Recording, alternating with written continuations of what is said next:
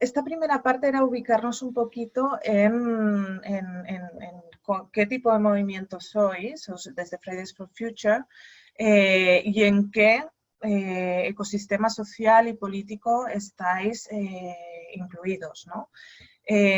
Porque tiene mucho que ver cómo es el mundo hoy, a cuáles van a ser nuestras decisiones a la hora de cómo comunicamos y cómo nos organizamos, ¿no? Entonces, yo no sé si os lo habéis escuchado antes, pero todos los movimientos desde las primaveras árabes, o sea, todos los que vienen a partir de 2010, se llaman movimientos distribuidos en red, porque la Internet ha dado unas herramientas que hacen posible una organización mucho más distribuida frente a movimientos más centralizados o descentralizados, pero con nodos centrales, como había antes de 2010, ¿no? Yo no sé si os suenan o si habéis seguido o si para vosotros esto ya queda muy en el olvido, ¿no? Pero hubo toda la ola esta de movimientos en toda la zona de Norte de África, países como Egipto, donde muchísimos millones de personas salieron a la calle. Y aquí ya ellos estaban empezando a utilizar de manera bastante interesante e intensiva herramientas y redes sociales para comunicar y organizarse, ¿no? De hecho, desde otros países se estaba observando y ya se estaba aprendiendo de lo que ellos estaban haciendo allá, ¿no? Al continente europeo saltó en Islandia. Islandia fue el primer país que con la crisis de 2008 empezó a salir a la calle, empezó a manifestarse y empezó a hacer ejercicios muy interesantes como la elaboración de una constitución en línea de forma participativa por por un comité de personas que se escogieron, pero que recogían inputs de la sociedad, ¿no? Luego tenemos el caso del 15M aquí en España, que estalló por el 2011 y se extendió por todo el Estado español.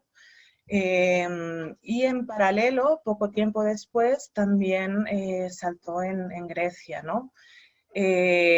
Luego pasó a Estados Unidos, Occupy también saltó a todos los países anglosajones y todos estos movimientos de alguna manera estaban muy conectados y estuvieron compartiendo técnicas, herramientas, estrategias, maneras de hacer, incluso autoorganizándose para hacer grandes, creo que fue el 15 de octubre de 2011, pues fue como un gran día de acción coordinado a nivel internacional en todo el mundo, ¿no? Con todo este conglomerado de movimientos que ya estaban saliendo en distintos países. Y luego hubo evidentemente en América Latina ha habido grandes movimientos desde muchísimo antes, pero en cuanto a lo que llamamos movimiento en red de esta misma ola, empezaron a salir ahí el movimiento este de Brasil por el paso libre, creo que se llama, por el tema de subida de precios de transporte. Tenemos el Yo Soy 132 en México, que salió de las universidades. También un poco más tarde salió el movimiento por el Parque Gezi en Turquía. Y una vez más vemos cómo todos estos movimientos de alguna manera están utilizando Internet y las redes sociales y unas mismas y similares estrategias de comunicación que están empezando a ser muy, muy, muy efectivas a la hora de llegar a una población más mainstream y hackear a los medios de comunicación, ¿no? Hay un caso muy sonado que mientras, veis arriba a la derecha, mientras en Turquía se estaba liando la Marimorena, lo que estaban sacando por la televisión era un documental de pingüinos, ¿no? Sin embargo, gracias a toda la información que fluía por Internet, el mundo entero se estaba enterando de lo que estaba pasando en Turquía, ¿no? En Estambul.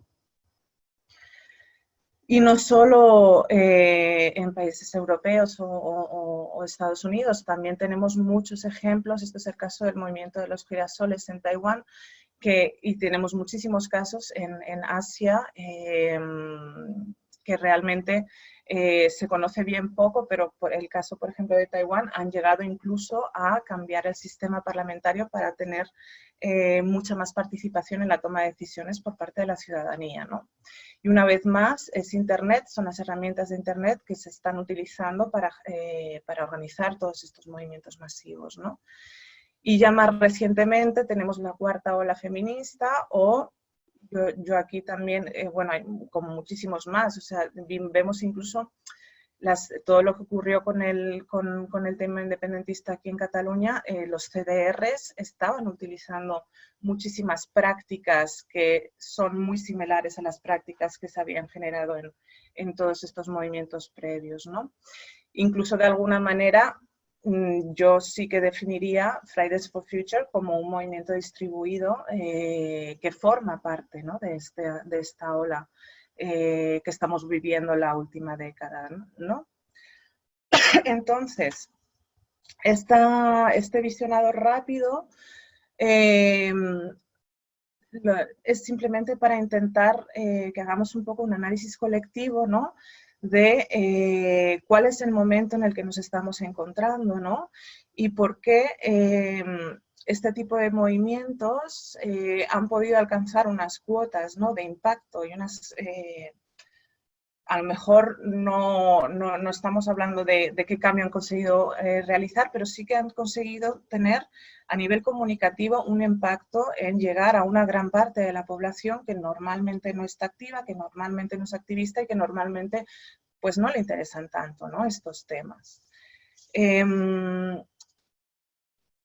Y cómo también estos movimientos han tenido muy presentes que la transformación que queremos ver en el mundo viene mucho a través de la transformación social y cultural en nuestra sociedad, que ayuda a empujar este cambio político y económico que buscamos, ¿no? Entonces, es muy importante entender si queremos como movimiento comunicar en esta época digital donde hay como una marea de información, de enlaces cruzados, donde la gente, por ejemplo, tiende a leer menos, que no quiere decir que no sepa más, sino que hay otros canales, como por ejemplo los visuales y los audiovisuales, que también son capaces de entregar muchísima información, que priman sobre largos manifiestos, etcétera, que eran herramientas que se usaban antes, ¿no? Entonces, de alguna manera, cómo canalizar y dar forma a este mensaje que nosotros queremos llegar a este mar de información de una manera que llegue y que tenga un impacto, ¿no? Y esto es lo que vamos a intentar desgranar en esta sesión, ¿no? Cómo ser más efectivos en esto. Y no solo cómo hacer llegar a esta información, sino tener muy claro con quién estamos hablando, porque a lo mejor identificamos diferentes, lo que se llaman comunicación, públicos objetivos a los que queremos llegar. A lo mejor por un lado queremos hablar al poder, por otro lado queremos hablar a personas jóvenes motivadas con el tema climático, pero también a lo mejor queremos hablar con la sociedad en general que nunca se ha planteado nada sobre lo que nosotros estamos proponiendo, ¿no? Entonces, si identificamos a 3 o 4 o 5 públicos objetivos diferentes, vamos a tener que construir diferentes mensajes, diferentes narrativas, utilizar diferentes canales y estrategias para llegar a estos distintos grupos, ¿no? No vamos a poder utilizar una misma comunicación para 4, 5, 6 grupos de público objetivo diferente, ¿no? Y lo que sí que es bastante importante en la sociedad en red, en el mundo Internet, es entrar al debate. Muchas veces las opiniones no se forjan simplemente dando una opinión, dando una información, sino conectando emocionalmente y empáticamente con la persona con la que estamos comunicando y entrando al debate, debatiendo las ideas. Ya no es una comunicación unidireccional, sino que es multidireccional en formato de debate, que ya puede ser en redes o en otros formatos, ¿no? Entonces, rápidamente hay muchísimas clasificaciones de movimientos. A mí os he puesto aquí una que a mí personalmente me gusta bastante, que clasifica los movimientos como en 3 grupos diferenciados, ¿no? Los que resisten, los que intentan parar cambios y oponerse desde el no ante el poder, ¿no? En las distintas estructuras de poder. Los que intentan hacer incidencia, o sea, que de alguna manera se organizan para intentar cambiar las reglas del juego para que esto tenga un cambio real y un impacto hacia donde el movimiento quiere ir. Y por último está el grupo de disidentes, ¿no? Que los que piensan que vamos a ir construyendo nuestros nuevos mundos, nuestras nuevas alternativas en los márgenes del sistema y que estos vayan creciendo y ganando terreno al espacio, ¿no? Donde impera el poder, ¿no?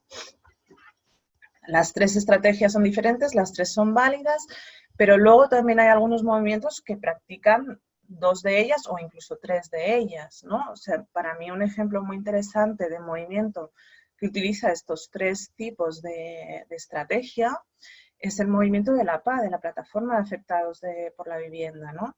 La PA, por ejemplo, hace resistencia con su Stop Desahucios, hace incidencia intentando cambiar leyes que tengan que ver con la vivienda, recogiendo firmas para las ILPs, las 5 demandas de la PA, etcétera, etcétera, ¿no?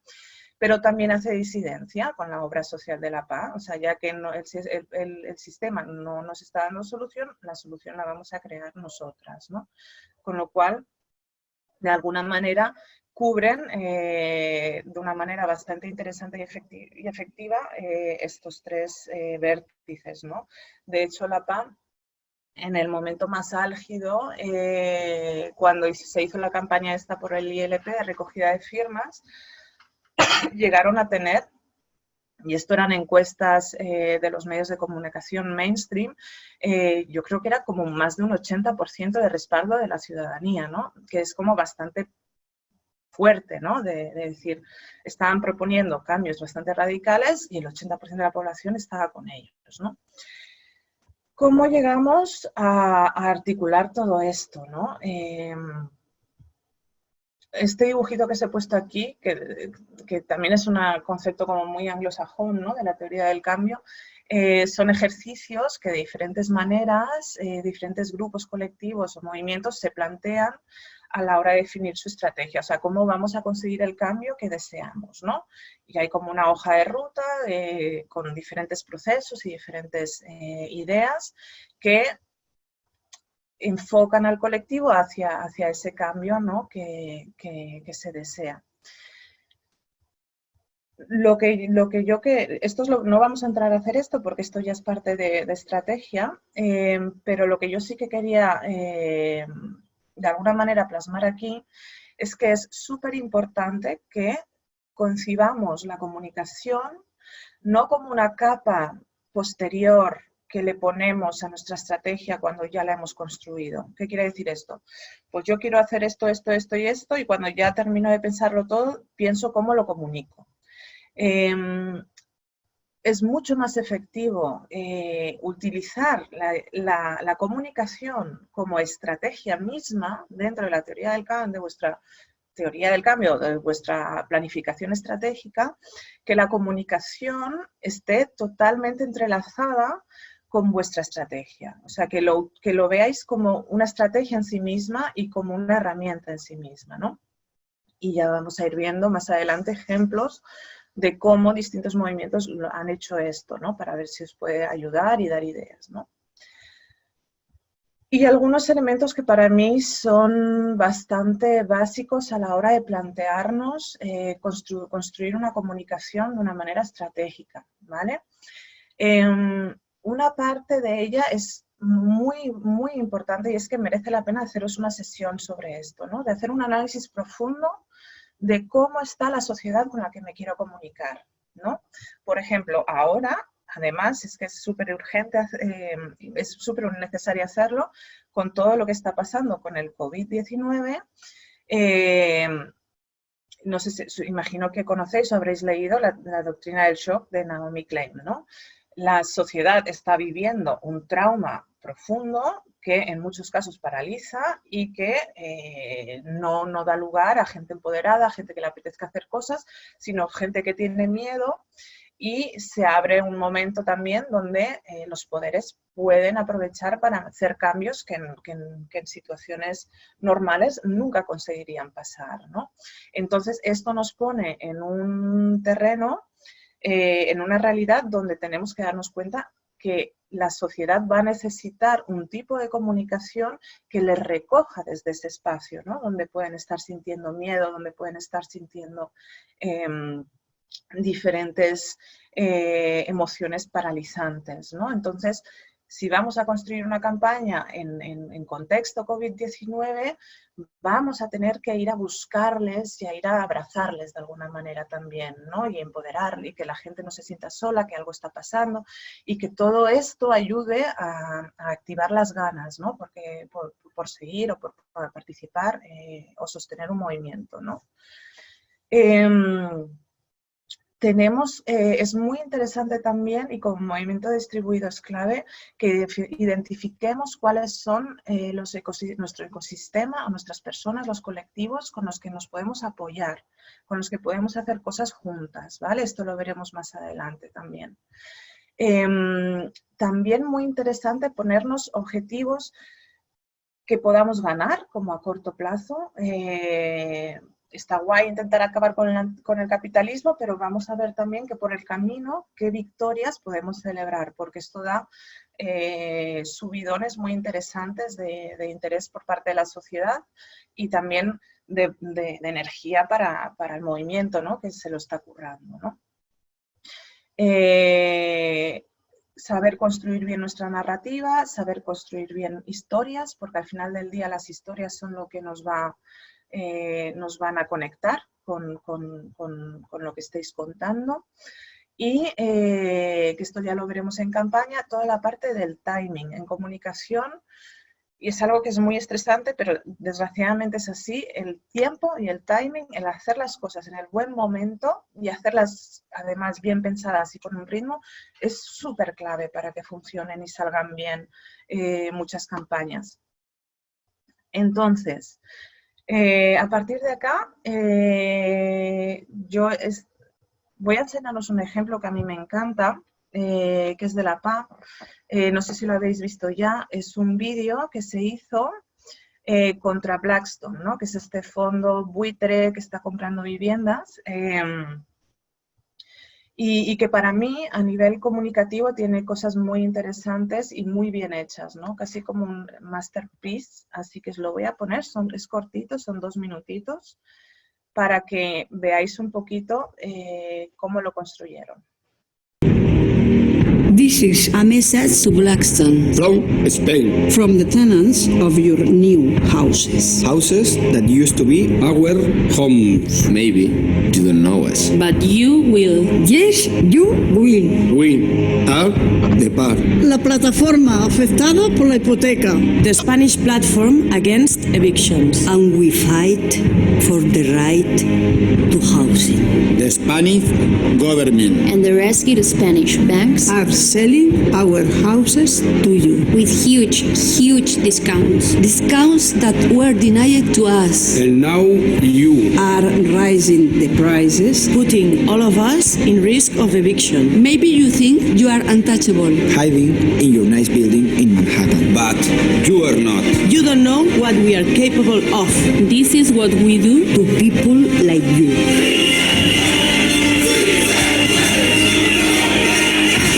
And this is what you do to people like us.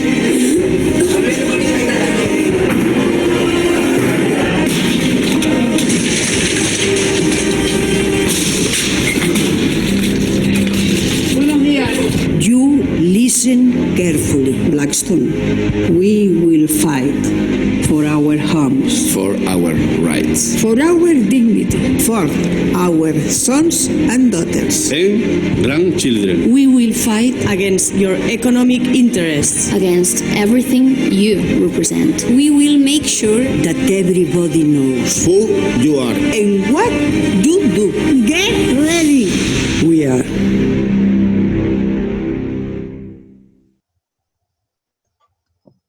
Claro, este vídeo estaba, tiene como dos públicos objetivos, ¿no? Tiene, por un lado, o yo diría hasta tres. Por un lado, está hablando a Blackstone, que además este vídeo fue parte de una campaña mucho más grande, donde se coordinaron con gente de Marea Granate, que era un movimiento de la gente que tuvo que marchar por la crisis en Nueva York, para que mientras ellos estaban haciendo acciones aquí en el Estado español, había gente manifestándose frente a las oficinas de Blackstone en Nueva York, ¿no? Aparte, esto se lo lanzaron a la prensa estadounidense, salió por los medios estadounidenses, o sea, fue como una montaña, no solo fue el vídeo, fue como una campaña mucho más grande montada. Y esto, desde luego que Blackstone lo vio, de hecho, hubo un caso donde se echaron para atrás en la compra de vivienda, no me acuerdo ahora dónde, que de alguna manera puede que estuviera relacionado con la presión que estaba haciendo la PA, pero tenían como, estaban hablándole directamente a la gente de poder y estaban también hablando de alguna manera a la ciudadanía, mostrando fuerza, mostrando empoderamiento, mostrando un movimiento que lo estaba petando, que esto da mucho subidón, ¿no? Es muy interesante. Aparte de hablar con las personas afectadas mismas, ¿no? Que con esto también pues da muchas ganas de unirse a este movimiento, etcétera, ¿no? O sea que fue un vídeo súper bien creado, con una campaña. El vídeo era parte de la estrategia, ¿no? Estás dando este mensaje, con una campaña muy bien organizada que buscaba parar la venta de estas casas a Blackstone, ¿no? Entonces, antes de pasar a hacer un ejercicio colectivo que querría que hiciéramos juntas, un poco de autoanálisis sobre vosotras mismas, voy a ir rápidamente sobre algunas de las estrategias que resaltan de estos movimientos sociales en red, para ver si os suenan, si os interesan, si ya las hacéis o qué os parecen, ¿no? Es muy...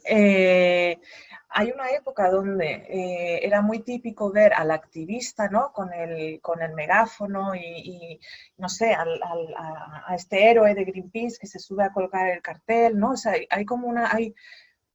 hay un activismo donde es el activista el que hace las cosas y la sociedad pasiva lo ve, pero luego hay otro que es más propio de los movimientos en red, donde los movimientos proponen hacer cosas y están abiertos para que la sociedad se active y haga cosas con ellos, ¿no?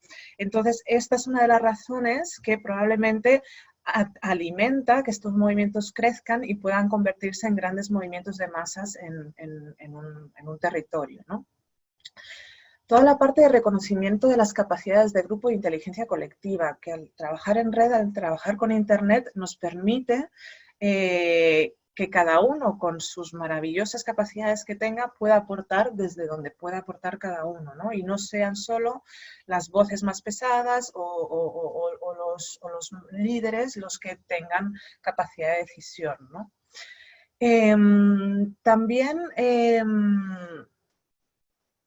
intentar no hacer solo las cosas que nos gustan, ¿no? Como acciones divertidas, acciones motivadoras que van súper bien para el team building, ¿no? Del propio movimiento, sino intentar hacer también cosas que se puedan ganar, que a veces no son tan simpáticas o tan fáciles de hacer, pero que se disfrutan muchísimo si se consiguen pequeñas victorias, ¿no? Ayuda muchísimo a hacer crecer un movimiento, ¿no?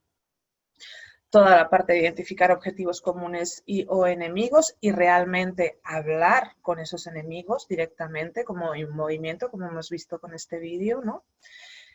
Y no buscar convencer directamente, o sea, no hace falta que la gente esté al 100%, se convenza primero para querer participar, sino que la gente entre a la participación a través del empoderamiento y a través de una propuesta de hacer algo, ¿no? Que muchas veces cuando intentamos convencer de algo, la primera reacción humana es de ¿por qué estás empujándome esta información? Pero si invitamos a hacer algo, muchas veces es más fácil que la gente se acerque al movimiento que a través del convencimiento, ¿no? Luego, rápidamente, y relacionado con el ecosistema, el concepto de catalizadores y manadas. Hay movimientos grandes, ¿no? Movimientos manadas, como el movimiento de la paz, que son muchos y que tienen mucha fuerza, y una de sus capacidades es eso, ¿no? La capacidad de ser manada, ¿no? Pero luego hay otros movimientos que son catalizadores, que son como muchísimo más pequeñitos, porque tienen que moverse más rápido, porque hacen cosas que tienen que ver con entornos seguros, pero ambos modelos son compatibles y ambos forman parte de un ecosistema que se interrelaciona y se ayuda a sí mismo.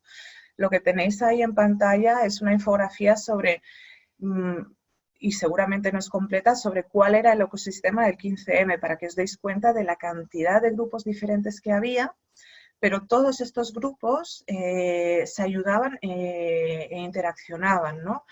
Estas cosas de los pads para hacer campañas que vais a rular por allá, todo esto salió de esta época, donde cuando uno tenía una campaña fuerte que lanzar, construía este tipo de documentos para que el resto, con poco esfuerzo, pudiera participar y empujar hacia arriba en momentos claves, ¿no? Otra cosa muy importante es el tema de no personalizar en ciertas personas el movimiento, sino buscar más el empoderamiento del movimiento en sí mismo, ¿no? Para intentar dejar de un lado este modelo más centralizado de líderes, ¿no? O de unos únicos héroes que salvan a los demás, ¿no? La capacidad también de ser invisibles. Hay veces que no nos interesa que vean, somos 4 gatos haciendo una acción y a través de la comunicación podemos hacer dispositivos que, en este caso es 15M para el rato, que es una acción contra Rodrigo Rato y la banca Bankia, que de hecho ha conseguido meter en prisión más de 69 banqueros y políticos, y no se sabía quién estaba detrás, y el lema era "la ciudadanía lo hizo", porque lo que se buscaba daba igual que hubiera 10 personas detrás de este dispositivo. El tema está que la ciudadanía participó poniendo el dinero para el proceso legal, ayudando en comunicación y ayudando para enviar las pruebas que hacían falta para el proceso judicial, con lo cual de alguna manera era verdad. Pero lo importante no eran las personas detrás de este dispositivo, ¿no? Y por último, todo el tema de la identidad colectiva. Y yo creo que esto también es súper importante para vosotros. Estos dibujitos que veis aquí en pantalla son como las primeras propuestas que salieron cuando se estuvo creando el movimiento francés de 2014 en Nuit Debout. Y nosotras participamos allá para ayudarles a crear el dispositivo de comunicación, y ellos tenían pues como todas estas propuestas, ¿no? Pero el análisis que se hizo de la sociedad en ese momento es que era una sociedad que estaba en estado de shock porque acababa de padecer unos atentados, que estaba totalmente desapegado de la política, tanto de la derecha como de la izquierda, de todo, y que tenía muchísimo miedo, ¿no? Entonces, muchas de las cosas que ellos estaban proponiendo estaban muy connotadas con movimientos políticos anteriores, ¿no? Y una sociedad, este lema, por ejemplo, darles miedo. Una sociedad que tiene miedo no puede dar miedo, tiene que pasar por otro proceso primero. Entonces, al final, se quedó en algo tan sencillo como esto, ¿no? Nuit Debout, sin ninguna connotación previa política, completamente limpio, pero abierto a que todo tipo de persona se acercase para el proceso que fue de simplemente encontrarse y empoderarse colectivamente, ¿no? Y funcionó muy bien, y en gran parte fue por la identidad por la que se optó, ¿no? Por la que se escogió, ¿no? Entonces yo aquí os lanzo la pregunta a vosotros, ¿no? O sea, ¿cuál es uno de vuestros superpoderes? ¿No? O sea, ¿por qué Fridays for Future ha conseguido de alguna manera irrumpir sobre la escena de la manera que lo ha hecho?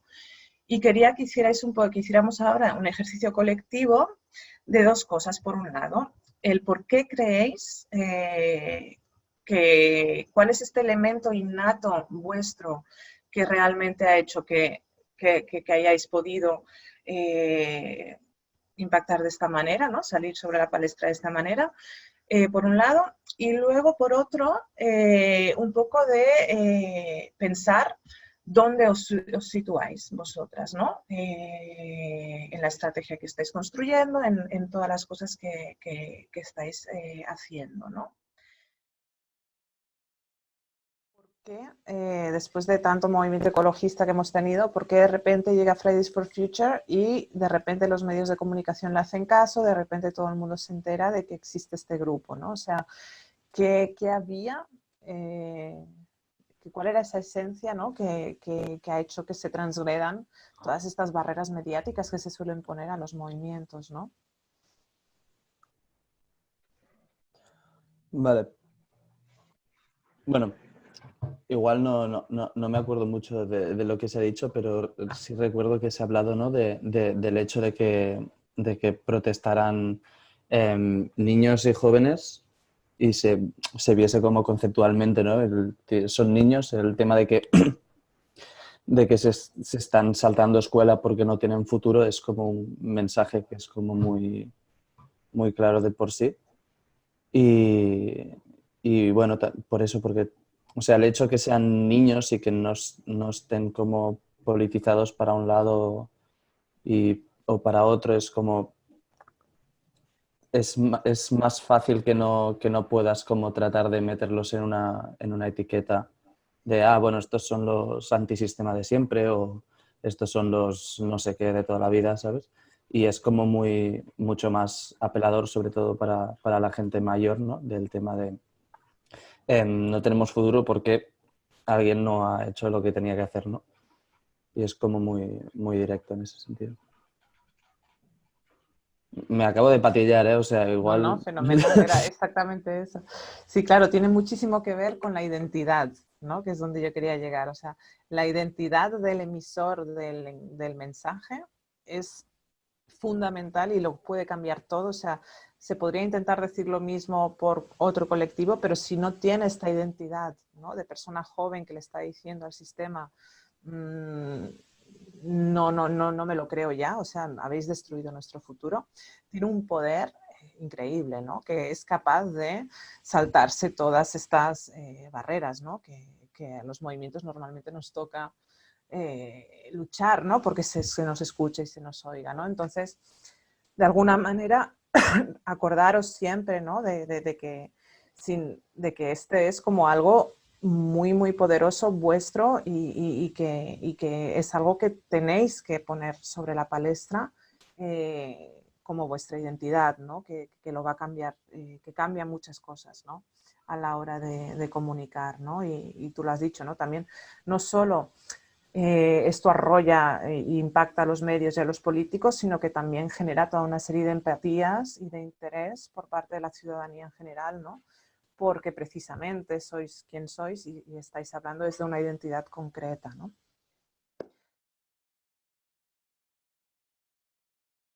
Cuando hablamos de narrativas a muchísimos niveles. O sea, no solo estamos hablando de las cosas que escribimos ni de las cosas que hablamos, sino también las representaciones de imágenes, ¿no? Que podemos compartir. Esto es un cuadro mítico, ¿no? De movimiento obrero italiano, creo, ahora no me acuerdo el título, que muestra un clásico movimiento de la época. Y es como un cuadro, una obra bastante conocida. Y este es una intervención en esta imagen que se hizo viral en el 8M de hace 2 años, ¿no? Que con un simple giro lo cambia todo, ¿no? O sea, ya no son estos héroes que se van a la movilización, sino que hay un mensaje feminista muy potente ahí, ¿no? De llevar tú el niño al rato, como lo ves, ¿no? Y es increíble porque con un pequeño giro se cambia completamente la historia y se convierte en algo que nunca la gente veía antes, ¿no? Y esto es porque se entendió, se cogió la historia que contaba la imagen y se le dio un giro a esta narrativa, ¿no? Y esto es lo que muchas veces buscamos cuando construimos narrativas, ¿no? De alguna manera comunicar toda una historia con pocas palabras o de una manera poderosa y que llegue a la gente utilizando diferentes recursos, ¿no? Y para empezar a construir esto, yo quería revisar con vosotros algunos conceptos básicos sobre narrativas, ¿vale? Partiendo de la base de que todo lo que vemos a través de nuestros ojos como sociedad son interpretaciones que nosotros hacemos en función a nuestra cultura y los hacemos encajar con nuestras historias, arquetipos y narrativas que culturalmente... ¿A alguien se le ha cortado compartir vídeo? ¿A todos? Veo en el chat que a alguien se le cortó. Y que si podemos dejar de compartir vídeo los que no estamos hablando como tú ya está. Ahora le va bien, vale. Vale, pues tener en cuenta esto, que la gente no ve la realidad objetiva, evidentemente, la gente ve en relación a las historias que ya tiene preconstruidas de manera social y cultural en su sociedad, en la sociedad a la que pertenece, ¿no? Entonces, es muy útil que tengamos esto en cuenta y seamos conscientes de cuáles son las historias que tiene la gente con la que comunicamos, que tiene esta gente en la cabeza, ¿no?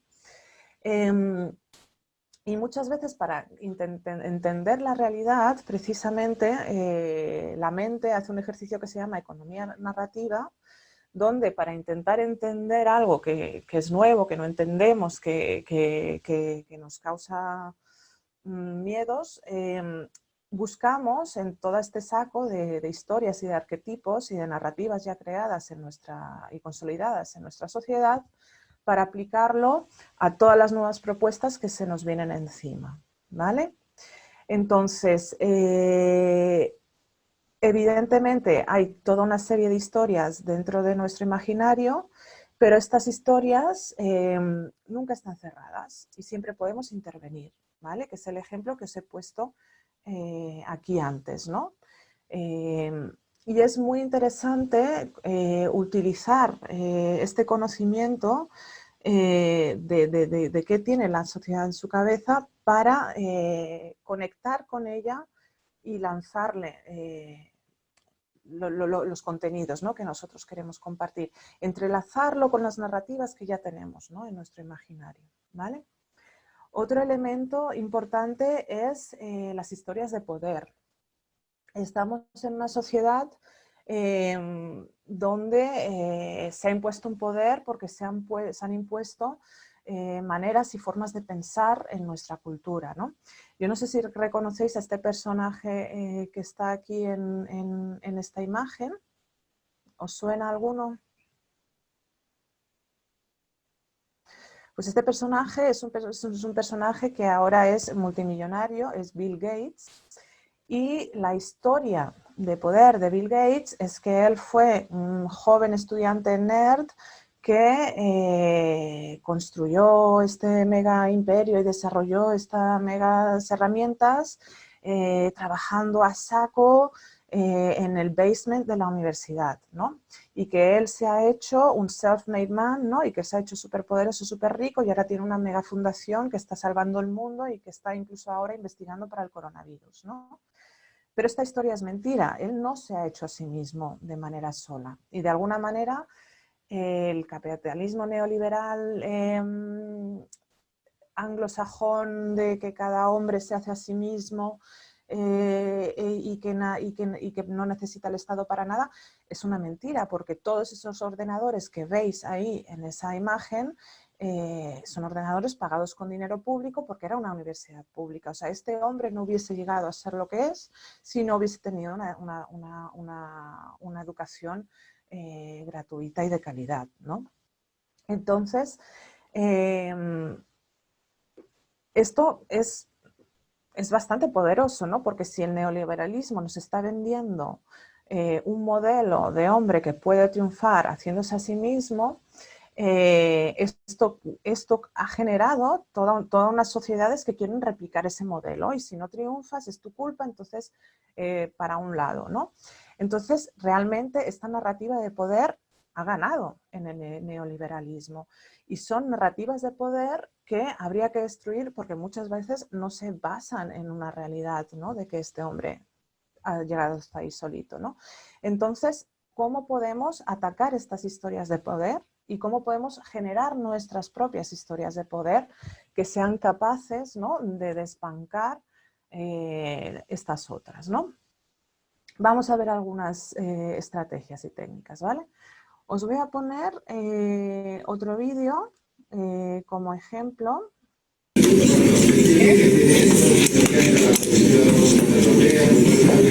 Vale, pues entonces María Pantaleón haciendo un favor por ahí. Esto por amor, esto por otro. Otra vez arrepentido de trabajar con nosotros. Sí. ¿Te has cerrado la cuenta? Sí. ¡Que aquí hay uno que está cerrando la cuenta! ¿Qué? ¡Que han cerrado la cuenta! ¡Ya han cerrado la cuenta!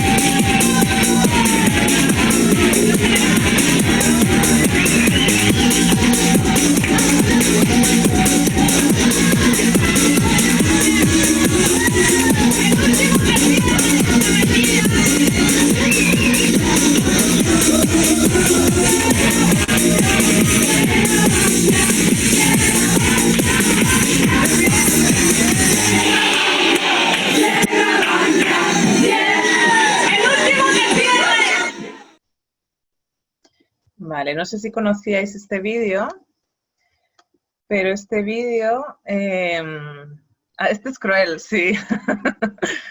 Este vídeo está completamente montado, o sea, es un fake completo. La persona que cierra la cuenta, evidentemente, no es la persona no es una persona real, o sea, está todo montado, y esto lo ha hecho Colectivo en Medio, que de hecho están basados aquí en Barcelona, y que yo creo que algo habréis hecho con ellos, porque en Canva Yo y tal sí que hacen como muchísimas jornadas de activismo y cosas de estas, ¿no? Entonces, este ejemplo era simplemente para poner un ejemplo de cómo ellos han hecho una acción, que es una acción física, offline, y además es una pieza comunicativa, es un vídeo que luego va a ser viralizado en las redes, ¿no? Bajo un hashtag y que además va a llegar a todo el mundo, ¿no? Entonces, ellos combinan el offline y el online en una acción donde ellos dominan completamente la narrativa. O sea, todo está estudiado que el perfil de las personas que entran en el banco, está estudiando el banco mismo, al entrar hay un plano que dice obra social de Bankia, que obra social, ¿no? O sea, son como muchísimos mensajes que nos están llegando en todo ese vídeo, que nos están contando toda una historia simplemente con un pequeño festival de 2 minutos de duración, ¿no? Y nos está empoderando, nos está invitando también a hacer una acción nosotras, algo que nosotras podemos hacer como observadoras y que es fácil, ¿no? Ir a cerrar tu cuenta en Bankia, o sea que también tiene un objetivo de acción distribuida y participativa con el resto de la sociedad. Es una propuesta en sí misma, ¿no? Y me parece como que de alguna manera encapsula súper bien lo que os comentaba antes, ¿no? De cómo la comunicación es parte de una estrategia en sí misma, ¿vale? Más cositas. En cuanto a estrategias para intentar construir este tipo de narrativas, desde luego la alegría y el humor y todas estas emociones de esperanza, energía, lo que acabamos de ver en este vídeo, comunican súper bien, ¿no? O sea, es mucho más fácil entrar con emociones positivas que entrar con pesimismos, con narrativas que dan miedo, ¿no? O que impresionan a la gente, ¿no? O sea, verlo como una puerta de entrada, el utilizar el humor y todas estas emociones para luego hablar de todo lo que queramos hablar, ¿no? No quiere decir que no vayamos a hablar luego de cosas más serias, ¿no? Pero que es una excelente puerta de entrada para empezar a construir narrativas, ¿no? Y precisamente porque lo que pone ahí, la emoción no funciona si luego no hay un buen mensaje detrás. O sea, ¿de qué me sirve a mí ver este vídeo si luego a mí no me han propuesto? Ostras, pues yo también lo puedo hacer, ¿no? Yo también puedo ir a cerrar Bankia, que es un banco que está estafando, que bla, bla, que bla, bla, bla, bla, bla, ¿no? Entonces, aquí quería tocar todo el elemento de la información versus la emoción y cómo realmente que entendamos que la comunicación tiene un ciclo de entrada que va de abajo arriba, ¿vale? O sea, muchas veces en movimientos más tradicionales intentan convencer a la ciudadanía entrándole por la mente, por el intelecto, ¿no? O sea, te doy toda una cantidad de información que yo espero va a hacer que tú te convenzas de que hay que actuar y hay que hacer algo, ¿no? O sea, te voy a contar cuál es el incremento de temperatura y todos los datos de cambio climático. Te voy a contar la destrucción de biodiversidad. Te voy a contar todos estos datos intelectuales, pero esto no funciona así. O sea, el ser humano acepta y deja que permee una comunicación cuando le entra de otra manera, cuando le entra a través de grupos de afinidad o cuando le entra a través de las emociones, ya sea empatía, ya sea humor, ya sea esperanza y toda esta cantidad de emociones, ¿no? Y entonces vemos mucho cómo la extrema derecha hace perfectamente eso, pero con las emociones negras, con las emociones malas, ¿no? Entran, y es lo que os quería comentar del camino de la comunicación, que entramos por las tripas, entramos por las emociones, entramos por mover algo ahí adentro para pasar. Entonces, ¿cómo no quedarnos en lo que hace la extrema derecha? De ahí pasamos y subimos hasta el corazón, ¿vale? Hasta la parte de esperanza, de empoderamiento, de alegría, de ganas de hacer cosas con la gente, para luego, evidentemente, sí que queremos llegar a debatir y hablar todos estos conceptos más intelectuales, ¿no? Y si tenemos esto en cuenta a la hora de construir las narrativas, funciona muchísimo mejor que simplemente desembarcar con datos, ¿no? Luego os quiero compartir un truco que, bueno, una técnica que funciona súper bien, que está muy conectado con todo este tema de que nuestras sociedades tienen historias en su cabeza ya definidas de manera cultural, ¿vale? La estrategia se llama economía narrativa y es ir a por esas historias que ya están en la mente de todo el mundo. Tenemos ejemplos culturales más ceñidos al territorio, pero tenemos ahora, por ejemplo, con el fenómeno Netflix y HBO, también tenemos Juego de Tronos y tenemos toda una cantidad de historias y narrativas que ya están en el imaginario colectivo de todo el mundo, ¿no? Os voy a poner aquí un ejemplo de algo que se hizo en 2011 utilizando la historia del Señor de los Anillos, ¿vale? Es también un vídeo cortito. Imagino que se escuchará. ¿Se escucha?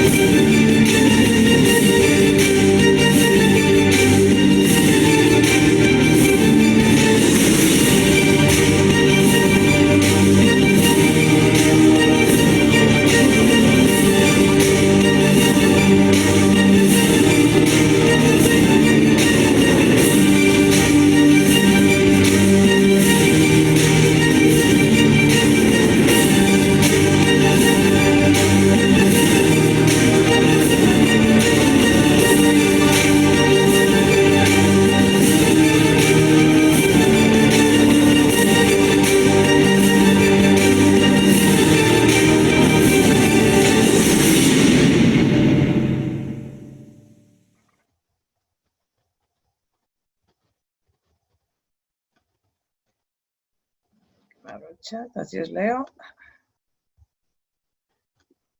Bueno, pues este es un ejemplo súper bien montado de cómo utilizar una historia que ya todo el mundo conoce, ¿no? Para movilizar a las personas, y la acción salió súper bien, hubo gente ahí dando caceroladas cada día, no sé si era a las 5 de la tarde, durante no sé cuánto tiempo, todos los coches que pasaban le pitaban, y llegó un momento donde en la Caixa taparon el loguito este que tienen arriba girando en el edificio, porque estaba saliendo por la tele, estaba saliendo por las redes, y se hizo de hecho un juicio a... no me acuerdo ahora del nombre del presidente de la Caixa, se le hizo un juicio popular delante de su puerta, que fue súper divertido, fue como una obra de teatro y luego hubo música, fue como maravilloso. Y el mensaje, sobre todo la parte del final, está como lanzando un reto, está identificando muy bien el nosotros y vosotros, ¿no? Los malos, y está siendo muy inclusivo y muy empoderador, ¿no? Diciendo vamos todos y somos nosotros y somos la ciudadanía que vamos a hacer esta peregrinación al mal, ¿no? A Mordor, ¿no?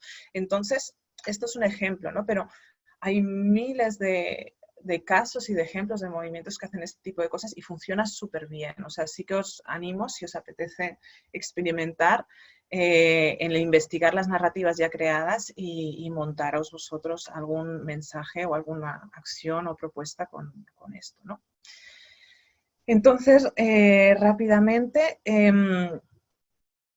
bueno, y luego en cuanto al tema este de somos el 99%, es un lema muy guay, pero no acaba de ser del todo cierto, porque yo creo más que somos un 1% de gente que está intentando luchar contra ese otro 1% para convencer al resto, ¿no?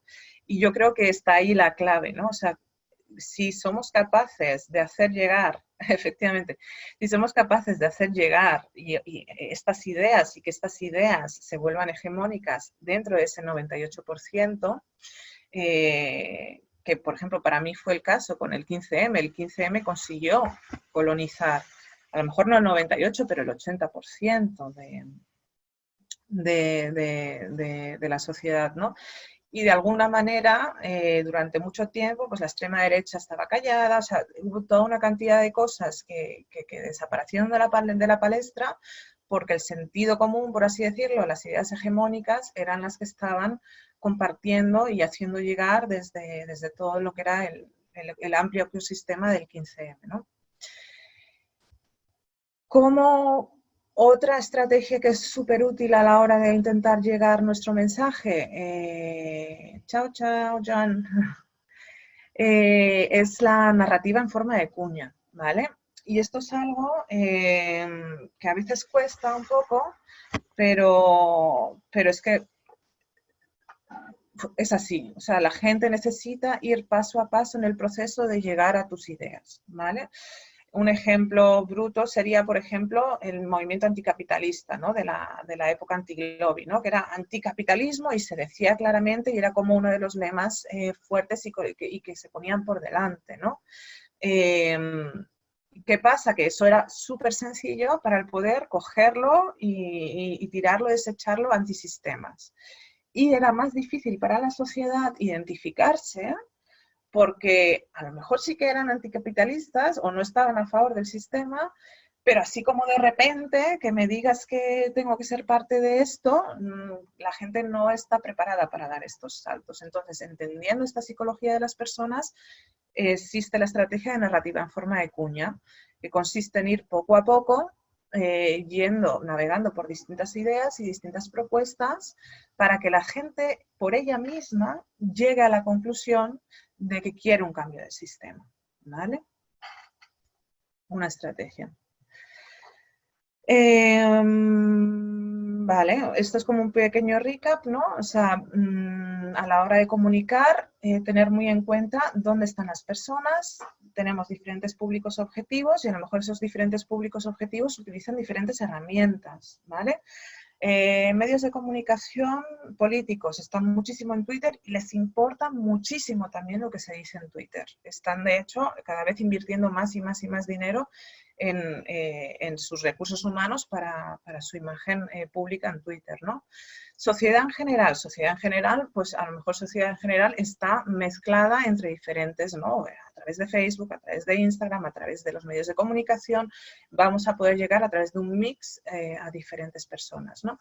Pero luego también hay todo un mundo, ¿no? De blogs y ecosistemas que a lo mejor no son los nuestros, pero a los que a lo mejor son interesantes llegar, ¿no? He puesto ahí un ejemplo, por ejemplo, Ada Colau, cuando empezaron a querer hacerla conocida por el tema de la candidatura municipal, ella se metió en un blog online de una revista para mujeres, donde no solo se hablan de cosas de mujeres, también se habla de política, al igual que en Foro Coches también se habla de política, ¿no? Entonces, darle una vuelta a vosotras también en qué espacios podéis entrar para encontrar a gente que nunca vendría a vuestros propios espacios, ¿vale? Todo el tema de reciclar historias y todo el tema del vocabulario. A veces, bueno, con Foro Coches ahora mismo es un sitio bastante peculiar, pero en su día en 15M sí que había gente que se metía ahí por el tema 15M. El tema está también el vocabulario, que a lo mejor vamos a usar vocabularios diferentes. Probablemente usemos vocabularios diferentes dependiendo de dónde nos estemos metiendo, ¿vale? Os he dejado estas presentaciones, os la voy a compartir. No voy a entrar a ver todos los ejemplos que os he puesto, pero hay muchísimos que he metido ahí por si os da curiosidad y los queréis investigar, ¿vale? Al igual que no voy a entrar ahora aquí en este otro tema, pero es un temón y funciona súper bien, que es todo el tema de las cuentas y las campañas falsas, ¿vale? Yo no sé si os suenan los Yes Men que se hicieron pasar por una empresa que pidió perdón por la televisión, por lo que generaron con el Bhopal y tal. O sea, hay como un montón de, hay como un montón de objetivos de hackeos de cuentas falsas, de identidades falsas, que funcionan súper bien a la hora de montar campañas, ¿vale? Este que os he puesto aquí en concreto fue en la época del PP que querían volver a penalizar el aborto. Y, a ver, es que no sé si ponerlo porque es que es tan bueno. Bueno, no, queda un montón. Voy a pasar más rápido, pero os recomiendo muchísimo verlo porque funcionó súper bien y fue parte de todo lo que se hizo para conseguir frenar que esto se aprobase, ¿no? Luego quería tocar brevemente otra vez el tema de la construcción de héroes y cómo se construyen las historias y las narrativas para la cultura occidental moderna, ¿vale? Y esto es algo que es un libro que yo recomiendo mucho si os interesa, que es El viaje de los héroes de Christopher Vogler, ¿vale? Entonces, él ha reconocido el patrón que está en todas nuestras novelas, en todas nuestras películas, que en nuestro mundo siempre ocurre, ¿no? Que es este héroe que un día es llamado a la aventura, ¿no? Y empieza pues esta cruzada, ¿no? Donde le pasa de todo, tiene un montón de aventuras, llega un momento, ¿no? Que todo se cruza, se pone mal, llega al abismo y casi se muere, pero luego de repente renace, ¿no? Y pasa por todo un proceso de reparación y como que vuelve a su casa y vuelve a reconstituirse todo, pero ya como una persona diferente y con el elixir, ¿no? Habiendo encontrado el grial. Es muy curioso. O sea, podéis poneros a ver cualquier película y todos tienen esta misma lógica. Y esta misma lógica funciona porque es la que tenemos en nuestra mente embebida a nivel cultural. Entonces, os invito a construir vuestras narrativas teniendo en cuenta este patrón, ¿vale? Porque es muy importante que construyamos nuestros propios héroes, porque de alguna manera son los héroes, y no tienen que ser héroes de una persona, pueden ser héroes colectivos, ¿no? O sea, imagínate, son los jóvenes los que nos han salvado del cambio climático, o sea, pueden ser héroes más multitudinarios, ¿no? Pero es muy importante porque el poder juega con estas figuras y para construir sus narrativas y el construir las nuestras las neutraliza bastante, ¿no? Entonces, ahora os quiero poner un ejemplo que a mí me encanta y ahora sobre todo en época de coronavirus, cuando no podemos hacer tantas cosas en la calle. Este ejemplo a mí me gusta mucho porque junto con esto fue un colectivo del barrio de Lavapiés de Madrid, que junto con el colectivo de activistas construyeron la campaña Toque a Bankia, ¿vale? Tiene un elemento offline, online también, pero se basa en que construyeron una herramienta para comunicar y coordinarse. Entonces, ¿qué hicieron? Lanzaron este reto, dijeron que lanzaron un vídeo súper guapo, tampoco lo voy a poner, está aquí arriba, diciéndole a Bankia que tenía que condonar que tenía que dar moratoria a las deudas para la gente en estado de exclusión, que tenía que devolver no sé qué cosas, las preferentes que habían estafado a la gente mayor, como que le pedían a Bankia toda una serie de cosas que hicieran para reparar todos los daños que habían producido. Y les dijeron, si no lo hacéis, el 9 de mayo os vamos a atacar, ¿no? Toque a Bankia. Entonces, esto también incluso salió también en las portadas de muchísimos de los grandes medios porque era como, wow, están amenazando con cerrar Bankia en todo el país si no hace esto y le ponen un ultimátum además, ¿no? Entonces, ¿en qué consistía el plan? El plan era, se diseñó una app que te descargas en el teléfono. Entonces, tú podías entrar en tu ciudad y en tu barrio, en tu calle, y ver qué gente había en tu barrio con la que querías montar esta movida, ¿no? O sea, por proximidad. Entonces, la propuesta era que tú te organizas, te encuentras con estas personas en tu barrio, o te encuentras también a través de internet, te apuntas para hacer una acción ese día, que iba a petar Bankia y hacer que colapsara. Había como unas cosas, o sea, no se podía utilizar la violencia, había como toda una serie de consignas, ¿no? Para montar tu acción en Bankia, que podía ser lo que tú quisieras, pero lo íbamos a hacer todas juntas en todo el estado y esto iba a hacer que Bankia colapsase. Incluso también se pensaron cosas para la gente impedida o mayor o en cuidados que no podía salir de casa, ¿no? ¿Y qué pasó? Pues el 9 de mayo, de repente, por todo el país hubo grupos de gente que iba a las distintas sucursales de este banco y se montaba un concierto, se ponía a cambiar euros en céntimos y luego volvía y cambiaba céntimos en monedas, se ponía a pedir todo tipo de productos de todo este. Yo me acuerdo una mujer en el grupo en el que fui yo que vino con 3 niños y con colores y les soltó y les dejó dibujar por todas las paredes y fue un caos, ¿no? Entonces, de alguna manera, lúdico-festiva, divertida y sin romper ninguna ley, de repente Bankia se dio cuenta de este ataque y empezaron a cerrar todas las oficinas en todo el país. Y consiguieron colapsar completamente a Bankia un día en todo el país. La única que permaneció abierta y rodeada de furgones policiales fue la sede principal. Y fue súper efectivo, la gente se lo pasó muy bien, luego mandaron por las redes todos los vídeos de las acciones, los conciertos y todo lo que se hizo, ¿no? Había gente que iba disfrazada, Bankia, o sea, fue súper creativo y súper bonito y súper empoderador, ¿no? Es como lo que hablábamos antes, ¿no? De cosas pequeñas que podemos ganar y que podemos celebrar, ¿no? Demostrando nuestra fuerza colectiva. Y bueno, esto es simplemente un análisis de cuáles eran las estrategias que se habían utilizado, ¿no? Y cuáles eran las consignas para crear las diferentes acciones, ¿vale? Entonces, rápidamente, ya para cerrar aquí esta primera parte, a la narrativa hay que añadirle todo el tema de la memética. Y la memética no son solo las imágenes graciosas que llamamos memes que vemos en Internet. Un meme no es solo una imagen. Un meme es una idea poderosa. Hay un libro que se llama el Selfish Meme, que si queréis os lo puedo pasar también, que explica muy bien de qué es esto de un meme, ¿no?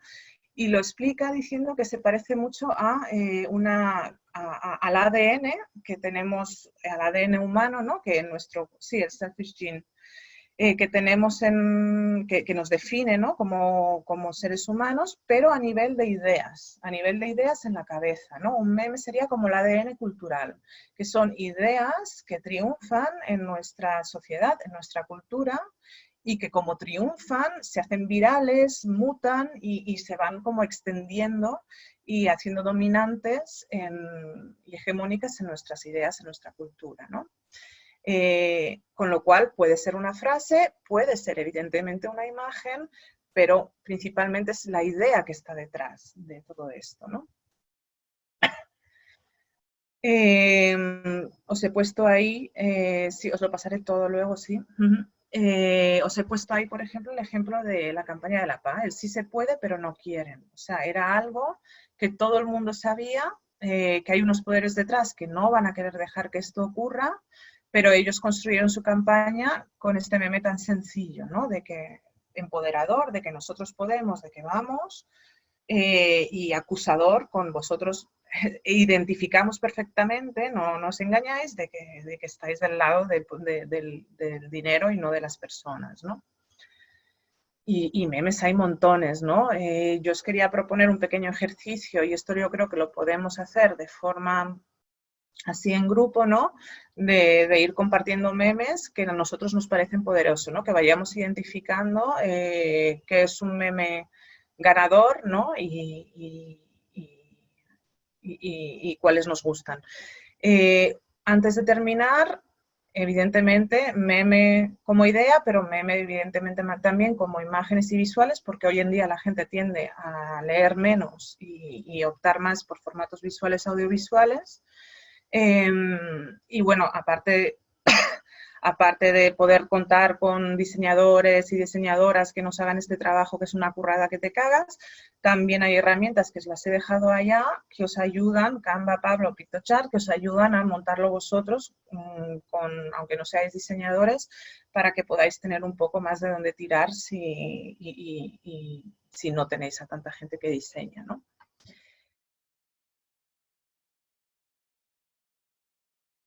Primero, lo que sí que quería comentaros, y esto también es como entrar en otro mundo diferente, enorme, es todo el tema de seguridad y herramientas open source, ¿vale? Nunca vamos a destruir el sistema utilizando las herramientas del sistema, léase Google principalmente, con lo cual aquí os dejo toda una lista de alternativas, porque se puede trabajar, sobre todo si sois movimientos y si empezáis a hacer daño, vais a tener que cuidaros y trabajar con niveles mínimos de seguridad, ¿vale? Aquí os dejo, no voy a entrar al detalle, pero aquí tenéis como un montón de enlaces si queréis investigar. En tema de seguridad, tanto Security in a Box como The Beginner's Kit están ambos en castellano también. Está súper bien montado, tenéis tutoriales para aprender a encriptar para todo lo que queráis, pero yo ahora mismo no voy a entrar. Pero sí que me parecía importante comentároslo, porque como movimientos sociales nos podemos encontrar en situación de que lo necesitemos. Ahí me voy a abrir el chat para veros. A ver, para leeros. Hoy no me llevo nada bien con esto. Ahora, de hecho, por ejemplo, Zoom, a pesar de que ha mejorado en temas de seguridad, sigue vendiendo datos a terceros, ¿no? Con lo cual, sí, es todo un tema.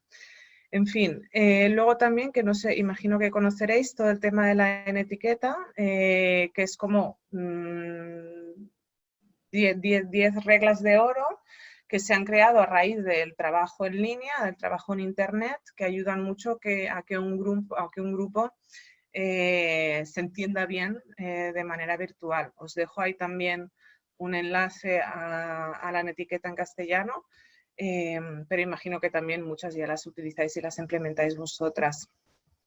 Entonces, quería llegar a esto que para mí es como una de las cosas core para los movimientos distribuidos, ¿vale? Y tiene que ver con la capacidad de darnos cuenta quiénes son nuestros aliados y trabajar con ellas y con ellos y coordinarnos con ellas y con ellos, ¿no? El modelo centralizado de movimiento social es el movimiento político tradicional, donde es piramidal, donde hay una cúspide que manda y irradia las órdenes para todos los demás, ¿no?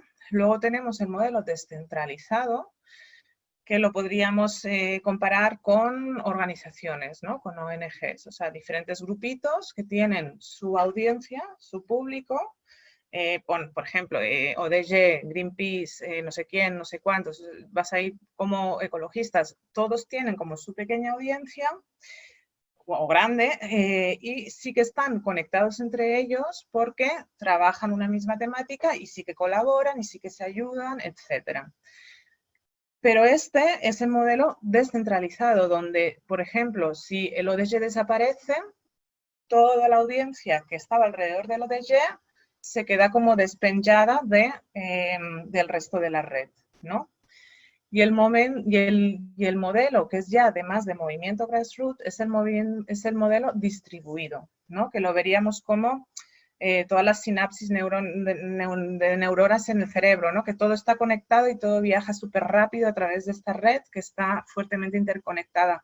Y si un nodo cae, da igual, porque siempre va a encontrar sinapsis a través del resto de la red. Entonces, ¿por qué es esto importante?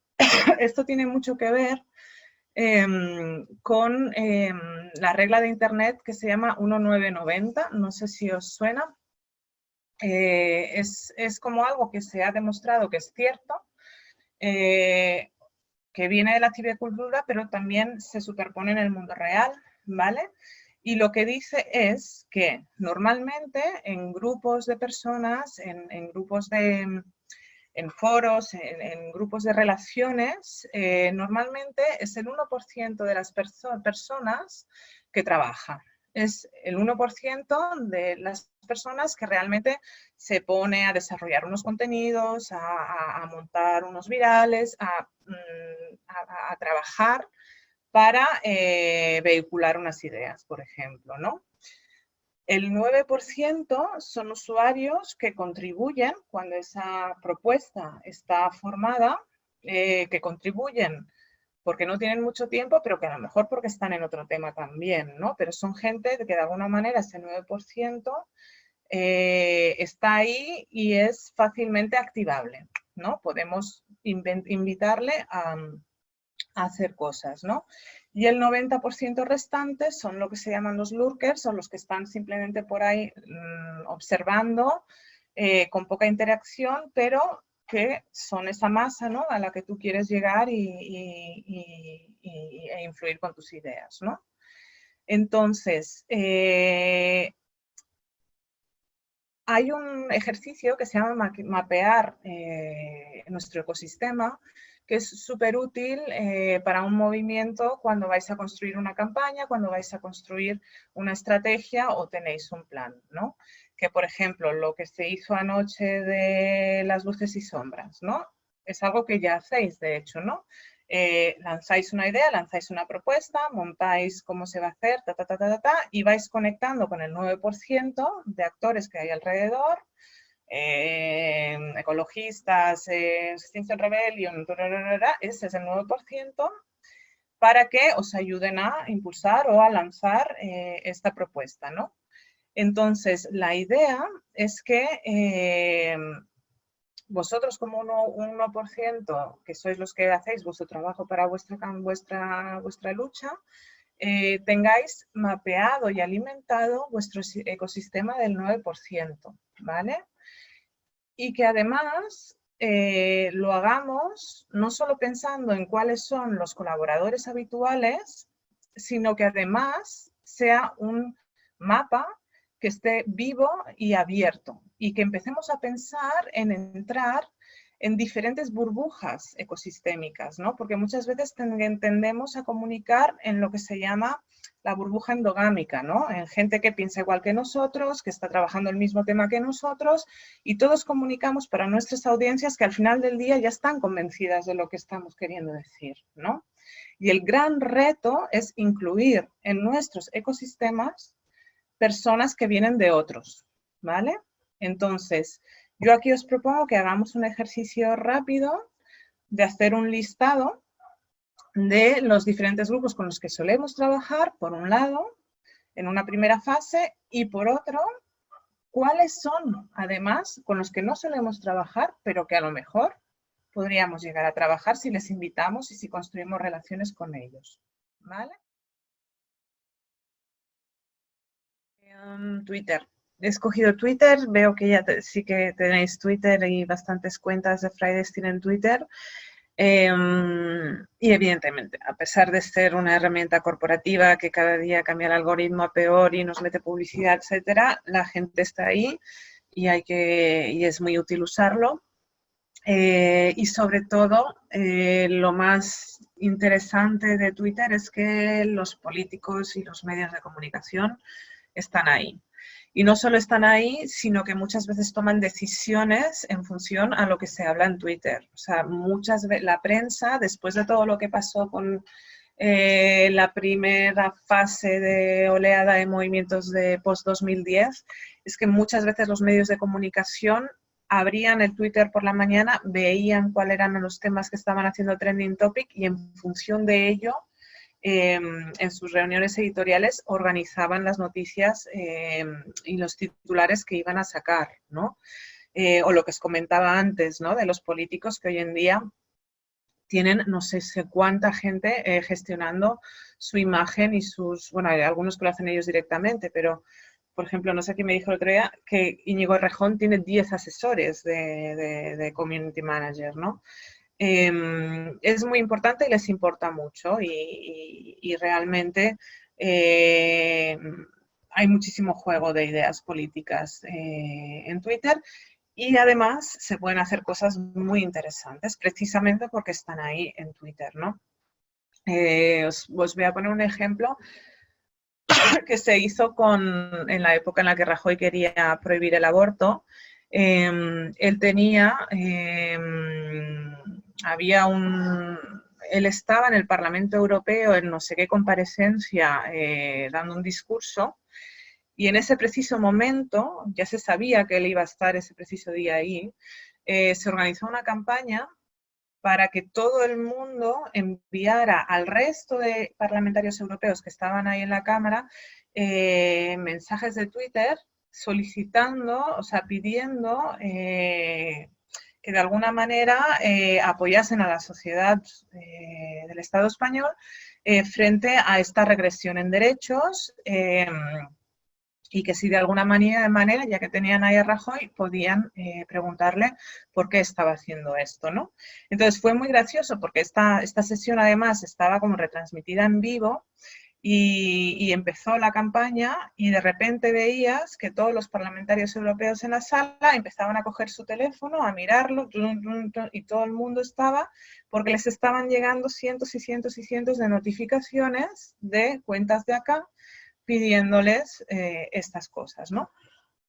Entonces, hubo un momento donde pararon la intervención de Rajoy y le dijeron, mira, está pasando esto, puedes explicarnos qué pasa, ¿no? Y típico Rajoy, pues se quedó ahí como, y al final no dijo nada, pero quedó en un ridículo tremendo, ¿no? Entonces, esto es un ejemplo, ¿no? Con un teléfono desde casa, cómo se puede intentar incluso irrumpir en una sesión parlamentaria de este estilo, ¿no? Y para mí la suma de todas las cosas que se hicieron en esa época, que eran esas pequeñas victorias, dieron la victoria global, que era frenar esta regresión, ¿no? Imagino que sabéis ya más o menos cómo funciona el algoritmo de Twitter, o sea, la idea es que Twitter detecta que de repente se habla de un tema que rápidamente sube en popularidad y empieza a ser exponencial la gente que empieza a hablar o a retuitear sobre este tema, ¿no? Tiene mucho que ver la hora en la que lanzamos las cosas, ¿vale? Cada red social tiene su horario estrella. Twitter suele ser desde las 8:30, 9, también depende del país, pero aquí 8:30, 9 de la mañana hasta la 1, 1:30 de la tarde, y luego hay un silencio bastante calmo, ¿no? Desde la 1:30 hasta las 4, así, que se reactiva. Y esto ya puede durar hasta la noche, ¿no? Entonces, cuando vayamos a hacer nuestras campañas, vamos a escoger los horarios que nos puedan dar más recorrido, ¿no? Como a primera hora por la mañana para que tenga un recorrido hasta la hora de comer, o a primera hora por la tarde para que tenga recorrido hasta la tarde, ¿no? Entonces, normalmente es mejor que apostemos solo por un hashtag. Sí que en el mundo de las ONGs se suele utilizar múltiples hashtags, pero esto lo que hace es dividir las conversaciones bajo diferentes hashtags. No todo el mundo sabe cuál es el principal a usar y al final como se pierde mucha energía. Y lo que es muy interesante en Twitter es que vosotros identifiquéis a grandes cuentas que no son vosotros, pero que les gustáis y que consigáis que sean cómplices, ¿no? Por ejemplo, yo qué sé, Barbie Japuta, ¿no? En el movimiento feminista. ¿De qué manera ella puede hacer un tweet sobre X cosa en la campaña tal porque tiene un mogollón de seguidores, ¿no? O mil ejemplos, ¿no? Incluso artistas o personajes públicos, ¿no? Que puedan ser influyentes. ¿De qué manera? Es muy interesante en Twitter que podáis encontrar a lo que se llaman los prescriptores, ¿no? O los influencers, que cuando vayáis a hacer algo grande, no les vais a molestar siempre, pero cuando vayáis a hacer algo grande, que os puedan ayudar. Porque un tuit de la Rosalía, por ejemplo, puede ayudar a que entréis también en todo un ecosistema diferente de seguidores, ¿no? Siempre son como, veréis que estoy como todo el rato intentando apuntar a cómo romper estas burbujas endogámicas, ¿no? Que es lo que realmente va a hacer la diferencia.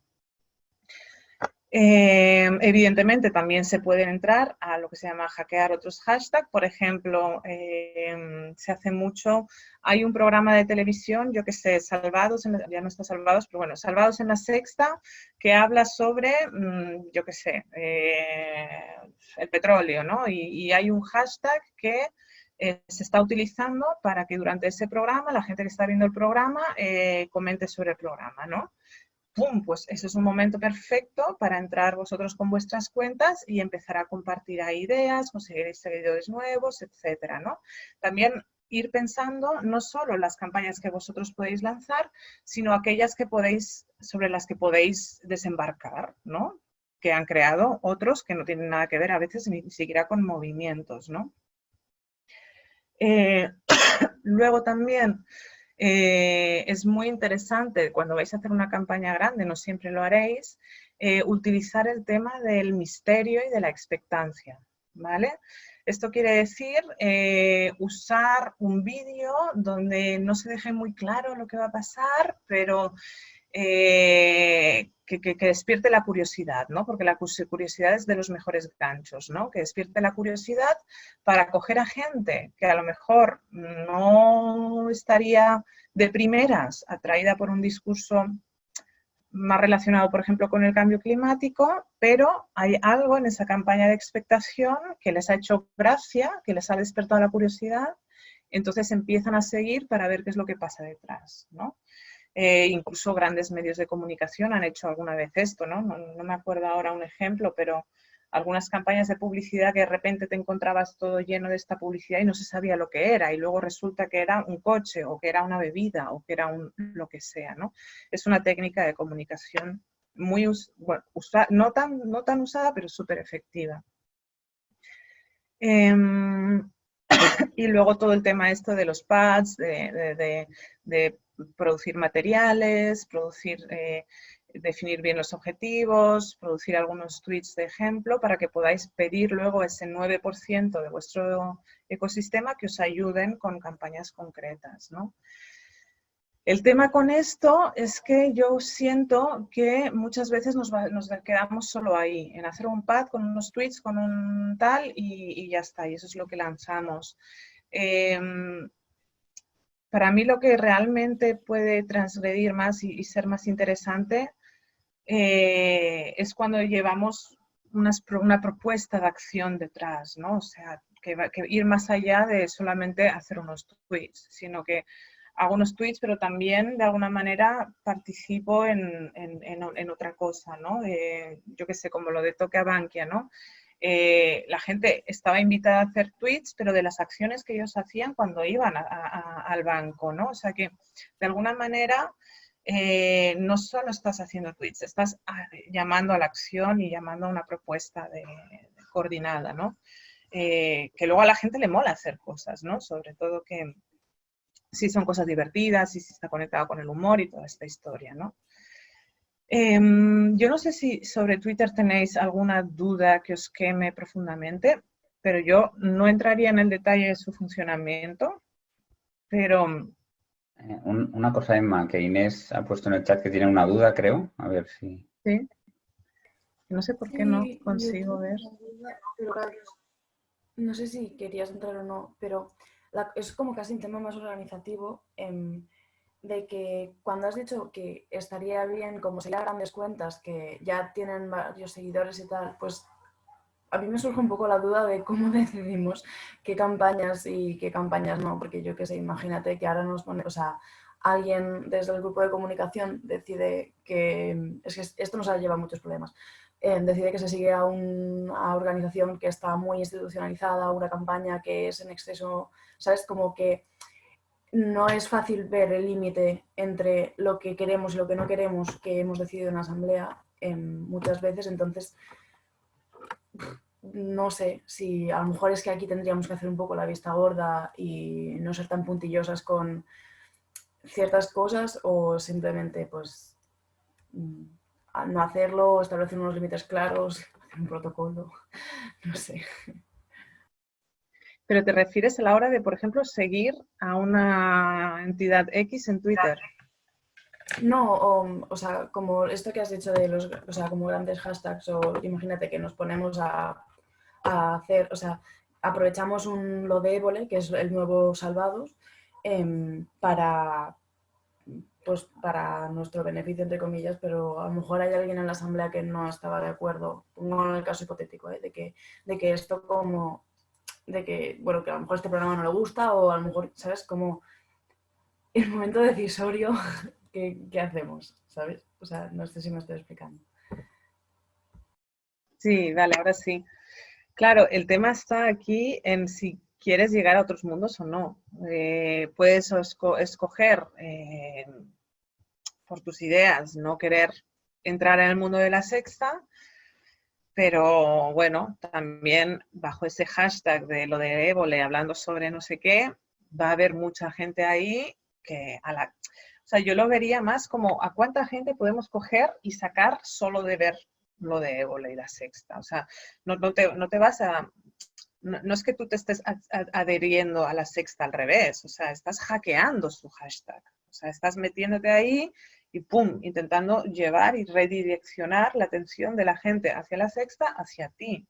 Entonces, yo no lo vería como que estás apoyando a la sexta, por así decirlo, ¿no? Pero esto sí que es una decisión de grupo, evidentemente. ¿Se quiere experimentar con colonizar otros mundos o no? Esto ya sí que puede ser una decisión colectiva. Dentro de esta decisión, ya tener muy claro que entras a hackear cosas no para quedarte o sostenerlo, sino para rescatar a la gente de la tele, ¿no? Por así decirlo, ¿no? Ok, pues paso a Facebook, que yo detesto profundamente. Es terrible Facebook, iba de mal en peor. El objetivo final de Facebook es que tengas que pagar para que la gente que le da a me gusta a tu página te pueda ver. Y realmente toda la información que recoge, por eso siempre digo, nunca os organizáis a través de Facebook. Nosotros hemos tenido en diferentes movimientos que he participado yo, nos han llegado a desaparecer posts o a desaparecer páginas enteras con cientos de miles de seguidores.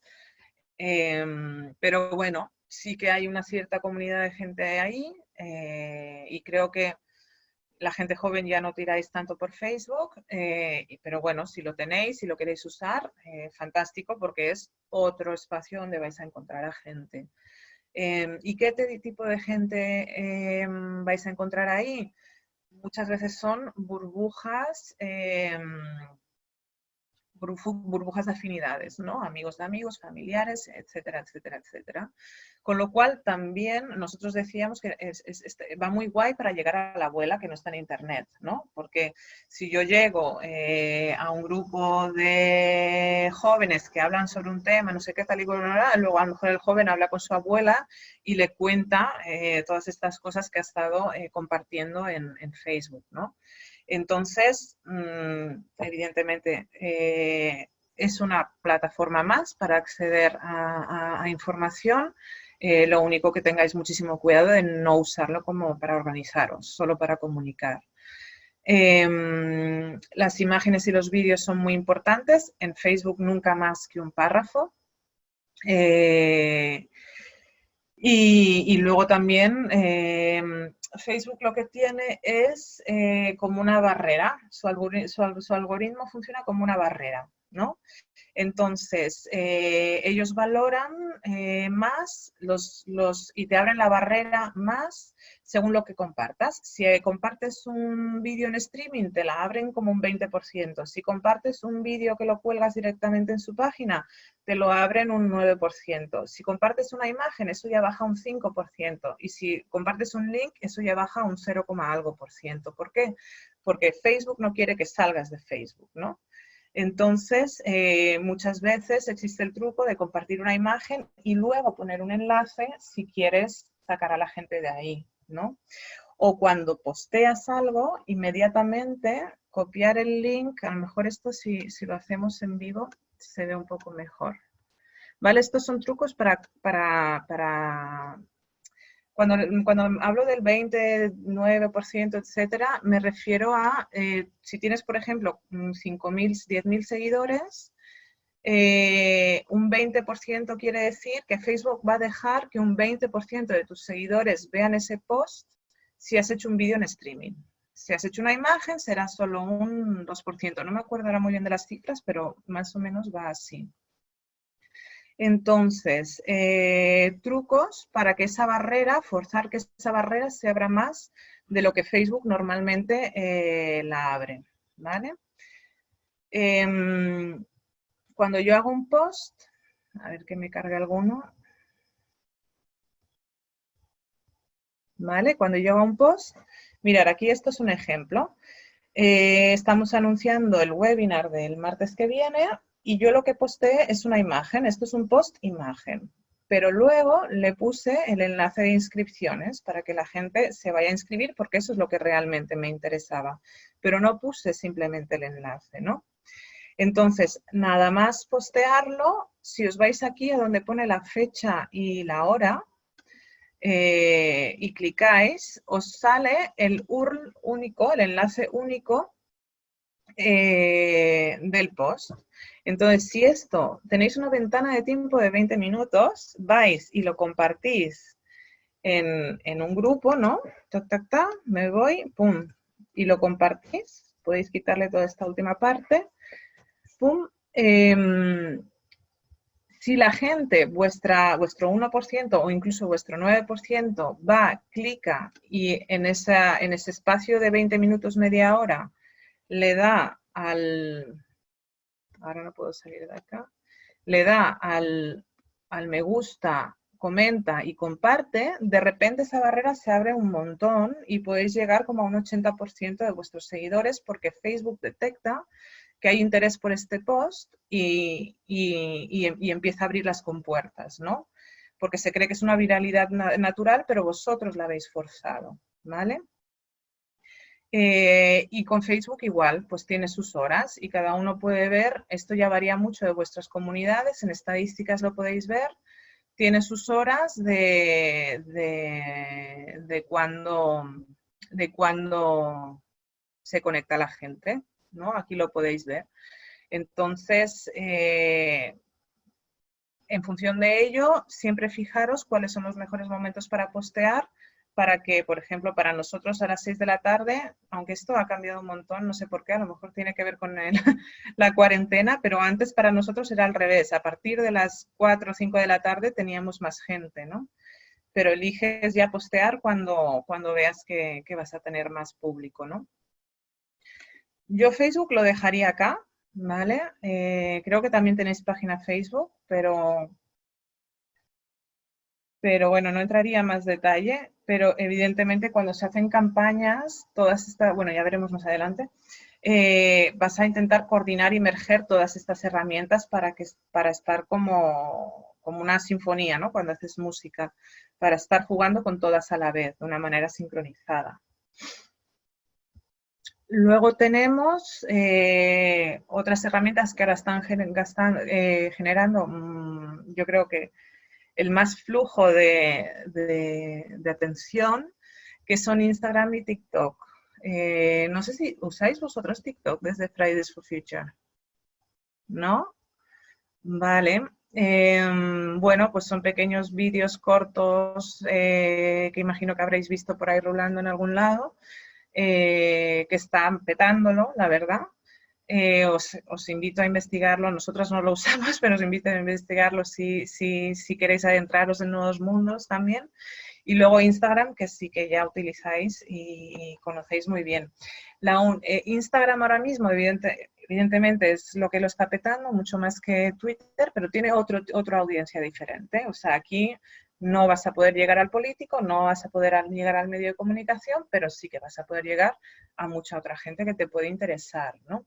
Lo que pasa es que con Instagram no es tan fácil hacer campañas, aunque sí, volcar contenido, y no es tan fácil manipular su algoritmo como es fácil con Twitter o con Facebook, ¿no? Más allá de esto, evidentemente, usadlo y formato visual aquí es lo que lo peta. Es muy interesante también ver cómo se pueden combinar temas de cultura pop, temas de realmente cuáles son las modas o los trends o las cosas que se están hablando en la sociedad para adecuar un poco las imágenes que estáis compartiendo por allá. Esa es la manera en la que se crean, por ejemplo, flujos de atención hacia Instagram, ¿no? Si hay un tema en concreto, de repente, más allá de tus seguidores, como que van apareciendo bloques temáticos, ¿no? de posts y de imágenes. Pero bueno, no sé si queréis aportar alguna cosa allá en cómo lo estáis usando vosotros y cuál es vuestra experiencia con Instagram, pero yo tampoco llego a profundizar mucho más acá.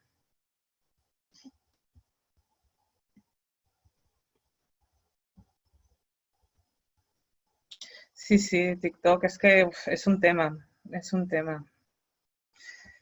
Pero, ¿Laura? Y solo quería como comentar que, claro, has comentado que para hacer campañas es mucho más fácil Twitter y como hackearlo y tal, pero tengo la sensación de que quizá nuestra audiencia joven está mucho más en Instagram, pero claro, tiene la complicación Instagram de lo que has dicho, ¿no? De que no es tan manipulable, por así decirlo. Entonces, como que Twitter parece mucho más útil, pero si no tienes a tu audiencia tanto allí, pues es complicado muchas veces que tire para adelante las cosas que ponemos en Twitter. Pero claro, por esa es completamente cierto, pero entendiendo esto, sabes que por Twitter, por ejemplo, puedes llegar a políticos o a medios de comunicación, con lo cual guay, porque te sirve para eso, con lo cual lo que vayas a lanzar por Twitter va a estar dirigido a políticos y medios de comunicación o a otros colectivos, movimientos y tal, que ya están ahí, pero evidentemente va a ser muy diferente a la comunicación que tú vayas a estar metiendo por Instagram, porque sabes que en Instagram te está siguiendo gente normal, ¿no? Gente de a pie. Con lo cual son complementarias, no son excluyentes, pero sí tener en cuenta, ser consciente de quién está al otro lado de estas herramientas, ¿no? Con quién estás comunicando al otro lado de estas herramientas. Y cuando vas a hacer una campaña, combinarlo todo. Y a lo mejor tienes como un mensaje central que quieres lanzar, pero lo vas declinando y cambiando un poco, dependiendo de por qué herramienta estás saliendo, ¿no? Si estás saliendo por Twitter, pues es un ataque al poder, o quieres mencionar a ciertos políticos, o quieres llamar la atención de prensa, o quieres cualquier cosa, ¿no? Pero por Instagram, evidentemente, a lo mejor el mensaje que lanzas es más empoderador y de propuesta, hacer una acción, hacer un algo, ¿no? Pero es eso, ir siempre jugando con distintos públicos y distintos canales. Y luego también toda la parte, que además ahora en época de cuarentena, más que nunca, toda la parte de YouTube, cosas en streaming, tema podcasts, temas programas online. Aquí hay todo un potencial bastante grande y bastante power. Y que claro, evidentemente YouTube es una red social también, ¿no? Con todo un grupo de personas detrás, ¿no? O el tema podcasts. Ha dado un subidón enorme desde el 2011, ¿no? El hecho que la gente se escuche audios mientras está haciendo deporte o mientras está haciendo no sé qué, fregando los platos o lo que sea, ¿no? Y claro, aquí esto es como todo un otro mundo, ¿no? Relacionado también con el periodismo ciudadano, que es súper importante, súper interesante y que, por ejemplo, nosotros personalmente desde lo de YE estaríamos súper encantadas de acompañaros también en todo esto, ¿no? Con el tema de formación de youtubers, que ya hay algunos de vosotros que lo hacéis y lo hacéis de putísima madre, ¿no? Y todo el tema de hacer programas online y radios y algo más orientado hacia podcasts, ¿no? De qué manera podemos usar también estos formatos para ayudar hacer cosas, ¿no? Y hacer campañas. Entonces, no voy a entrar ahora mismo en todos los temas técnicos de YouTube o de podcast. Sí que os quería enseñar un ejemplo. Mira, se llama así, Partager c'est sympa. Pues este es un youtuber francés, bueno, es un equipo, son como unas 5 personas, guionistas, peña técnica, cámaras, etcétera, ¿no? Y él que hace como de presentador, no, o de youtuber, por así decirlo. Y ellos tienen 188.000 suscriptores y en el tema climático y tal son como uno de los más power en Francia, ¿vale? Y es bastante interesante. Ellos vinieron aquí hace, no me acuerdo ahora, hace 1 año y medio o así, y estuvieron grabando cosas por acá, nos acompañaron a unos cuantos sitios, ¿no? Y es como bastante interesante toda la logística que tienen detrás, ¿no? de hacer todos estos programas. Y la verdad es que lo están petando, están creciendo súper rápido y están haciendo cosas súper interesantes, no solo de temas climáticos, se están metiendo también en temas económicos ahora también. Y bueno, yo creo que es bastante interesante si os apetece y os queréis animar en entrar, ¿no? En estos mundos, ¿no? De cómo se construye un mega canal youtuber que lo pete, o temas también de programas de radio y podcast y todo esto, ¿no? Entonces, sigo. Estamos, menos cuarto ya, me estoy enrollando como una persiana. Bueno, súper rápido ya. Tema prensa, que creo que ya habéis hecho algún tipo de información. Yo aquí solo os he convertido como lo que para mí son las reglas de oro para llamar la atención, ¿no? Hablar de lo que está cerca en lugar de lo que está lejos. Aunque quieras hablar de lo que está lejos, empieza también a hablar de lo que está cerca para luego llegar a lo otro, ¿no? Desgraciadamente les gusta más la controversia que el consenso, lo negativo en lugar de lo positivo, con lo cual muchas veces vamos a querer, teniendo esto en cuenta, entrarles por otras puertas para poder hablar de cosas que nos puedan interesar, ¿no? Le gustan las historias humanas, que esto es un problema para movimientos sociales porque muchas veces ellos quieren un nombre, quién es el líder, quién es el portavoz, pero porque quieren ir precisamente a esas historias humanas, pero muchas veces eso es algo que como movimiento social vamos a tener que trabajarlo, ¿no? Siempre reaccionan ante lo urgente antes de lo importante. Y luego para mí una cosa que es muy interesante es que les gusta muchísimo lo oculto en lugar de lo transparente, ¿no? Entonces muchas veces, si queréis llamar la atención de los medios, intentar aprovechar momentos de actualidad para meter también vuestras propuestas, ¿no? O intentar jugar con un poco como de no acabar de dar toda la información, dejarles entender que hay algo que va a pasar, que les puede interesar para llamar su atención, ¿no? Y luego todo el tema de construir los discursos, ¿no? Que siempre hay que tener muy claro cuáles son la idea principal que queréis que se les quede aquí en la cabeza, ¿no? Hay veces incluso darles el titular ya hecho, porque entonces lo van a coger tal cual vosotros se lo soltáis. Y luego siempre tener preparadas 2 o 3 ideas secundarias por si se van ellos por las ramas, sacarle vosotros las otras, ¿no? Las vuestras. Pero no voy a entrar mucho más acá, porque creo que ya habéis hecho formaciones en este sentido, ¿vale?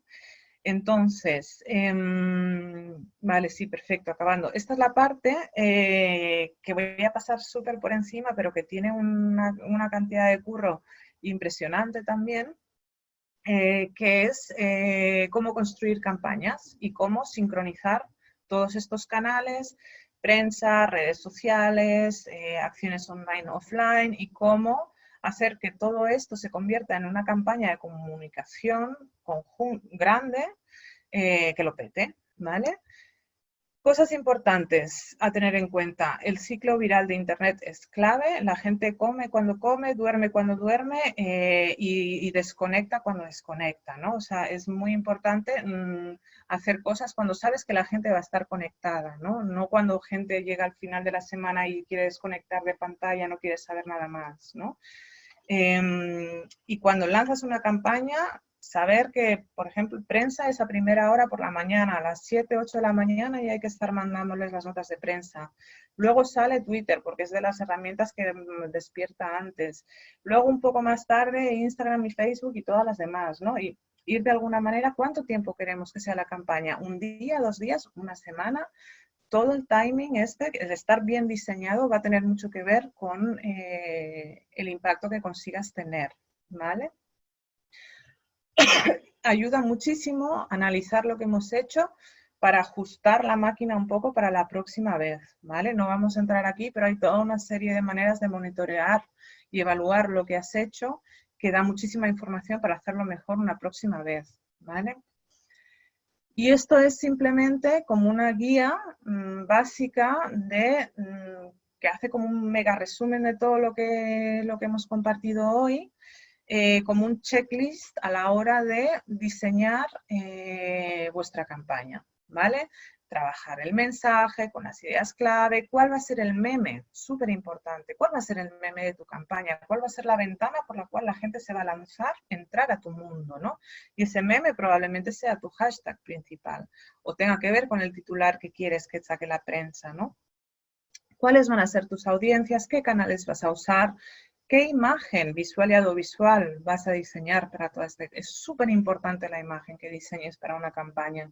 Va a tener una gran parte en juego a la hora de hacer que funcione o no, ¿no? Elegir todos tus canales, etcétera, etcétera, etcétera. Y así avisar a tu comunidad, avisarles con tiempo, trabajo ya hecho para que sea fácil ayudar y sea fácil aportar, etcétera, ¿no? Investigar cuáles son esos mundos o burbujas en las que podéis intentar entrar para escapar de vuestra propia endogamia, etcétera, etcétera, etcétera. Todo el tema también de mensajes WhatsApp, Telegram, también tener en cuenta que estos dos canales de chat son de alguna manera redes sociales también, ¿vale? Pero no voy a entrar a más detalle aquí. Simplemente daros también un listado de herramientas para monitorizar si os apetece.